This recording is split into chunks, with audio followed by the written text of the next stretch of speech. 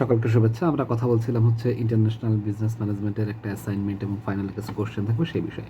অনেকে এই বিষয়ের জন্য আমাকে হোয়াটসঅ্যাপে নক দিয়েছিলেন বা ফোনে বলেছিলেন, আমি সময় সুযোগ বা ব্যস্ততার কারণে এভাবে অ্যান্সার দিতে পারিনি, জন্য আন্তরিকভাবে দুঃখিত। যাই হোক, এই প্রশ্নটার উত্তর আমাদের স্যার প্রশ্নটা করেছিলেন যে পিক টাইম এবং টাইম ডিউরেশন দিয়েও দিয়ে দিয়েছিলেন সন্ধ্যা 6টা থেকে রাত 12টা পর্যন্ত যে অনুষ্ঠানগুলো হয় যে কোনো একটা টিভি চ্যানেলে এভাবে লেখা যেতে পারে।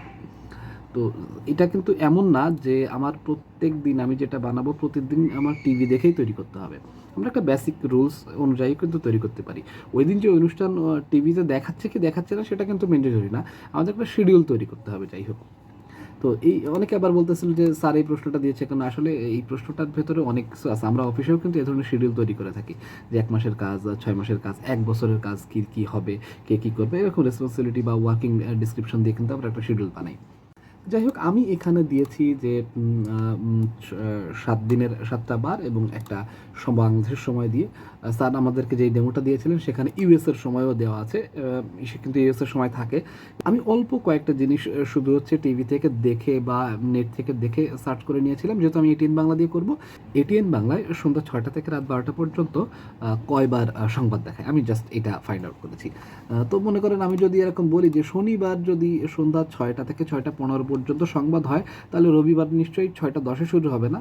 তাহলে আমি প্রথমেই ফাইন্ড আউট করে নিয়েছি যে শনিবার কয়টায় সংবাদ, রবিবার 6টা থেকে 6টা 15, পরে 7টা থেকে 8টা, এরপরে সংবাদ আছে হচ্ছে 10টা থেকে 10টা 55, এরপর আছে হচ্ছে 11টা দিকে একটা সংবাদ, আরেকটা হচ্ছে 12টা থেকে 12টা 15।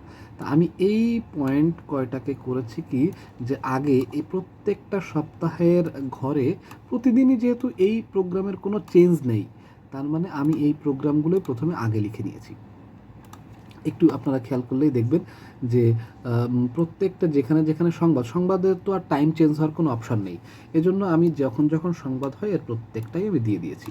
আচ্ছা, এবার আমি দিয়েছি যে 3টা স্লটে ভাগ করে নিয়েছি কোনো একটা প্রোগ্রাম। শনি সোম বুধবার একই সময় হবে। তারপর একটা ধারাবাহিক নাটকের কথাই বললাম যে 6টা 15 থেকে 7টা পর্যন্ত যেটা হবে সেটা শনিবার হবে, সেটা তার পরবর্তী অংশ দেখাবে বা পরের পর্ব দেখাবে সোমবার, তার পরের পর্ব দেখাবে বুধবার। আবার রবিবার যে ধারাবাহিক নাটক বা যে অনুষ্ঠানটা আমি রেখেছি সেটা হচ্ছে রবি মঙ্গল বৃহস্পতি। এভাবে কিন্তু আমরা আগে এরকম দেখতাম, অনেক সময় হচ্ছে পরপর 3 দিনও দেখায়, আবার হচ্ছে এরকম একদিন পরপর দেখায়। তো আমি এখানে একটি অনুষ্ঠানের নাম দিয়েছিলাম, এটা নেট থেকে দেখে নেওয়া, যে রক্সি রঙের মেলা 4 দেয়ালের কাব্য। এই যে যে অনুষ্ঠানটা, এটা আমি দিয়েছি হচ্ছে আপনার শনি সোম বুধ। ঠিক আছে, এই অনুষ্ঠানটা আমি এরকমভাবে দিয়ে দিয়েছি 8টার সময়। 7টা থেকে 8টা তো সংবাদ গেলই। এবার 8টা থেকে 8টা 40-এ যেই নাটকটা আছে সেই নাটকটাও আমি কিন্তু পরপর 3 দিন না দিয়ে একদিন পরপর দিয়েছি, ধারাবাহিক নাটক তখন তখন তখন। আচ্ছা, এরপরে আমি দিয়েছি আরেকটা সেলিব্রিটি নোভা স্টার মোমেন্টস, এরকম একটা শো আছে এটিএন বাংলায়। দেখুন, এই যে সেলিব্রিটি নোভা শো এখানে দিয়ে দিয়েছি। এই দুটো আমি আলাদাভাবে দিয়েছিলাম, এই জন্য বাদ দিই। আচ্ছা, এরপরে আবার হচ্ছে 9টা থেকে 10টা পর্যন্ত আবার হচ্ছে আরেকটা নাটক দিব, যে এই নাটকটা হচ্ছে আমি নাম দিয়েছি হচ্ছে ধারাবাহিক নাটক জীবনের অলিগলি। ঠিক আছে, আবার 11টা থেকে 11টা 30 পর্যন্ত যেই অনুষ্ঠানটা আছে সেটাও আমি পরপর 3 দিন দিয়েছি, যে ডেইলি সব সাতটি তারার তিমি, ডেইলি সব সাতটি তারার তিমি। দেখুন, শনি রবি সোম এভাবে যদি করা যায় তাহলে কিন্তু খুব একটা সমস্যা কিন্তু হয় না, তাহলে কিন্তু অনেক অংশগুলো কমে গেল। এবার আমি করেছি কি, নেট থেকে বিভিন্ন অনুষ্ঠানের নাম কালেক্ট করে নিয়েছি। ওই অনুষ্ঠান ওই সময় হচ্ছে কি হচ্ছে না দ্যাট ডাজন্ট ফ্যাক্ট। আমি যেমন এবার একটু একটু করে দেখাই, যে প্রথমে একটা নাটকের অংশগুলো দিয়েছি, সেটা হচ্ছে ধারাবাহিক নাটক আনন্দ ভ্রমণ। এরপর দিয়েছি রান্না বিষয়ক অনুষ্ঠান। এবার রান্নার ভিতরে অনেক ধরনের রান্নার বিষয়ক প্রোগ্রাম হয়, যেহেতু এখন রোজার সময়, এজন্য আমি দিয়েছি রান্না বিষয়ক অনুষ্ঠান ফার্ম ফ্রেশ মজাদার ইফতার। আচ্ছা, রান্না বিষয়ক অনুষ্ঠান স্টারলাইট রান্নাঘর, কুকিং শো গোল্ডেন রেসিপি। রান্নাঘর যদি একটু অন্যরকম হয়েছে, জন্য কুকিং শো দিয়ে দিয়েছি।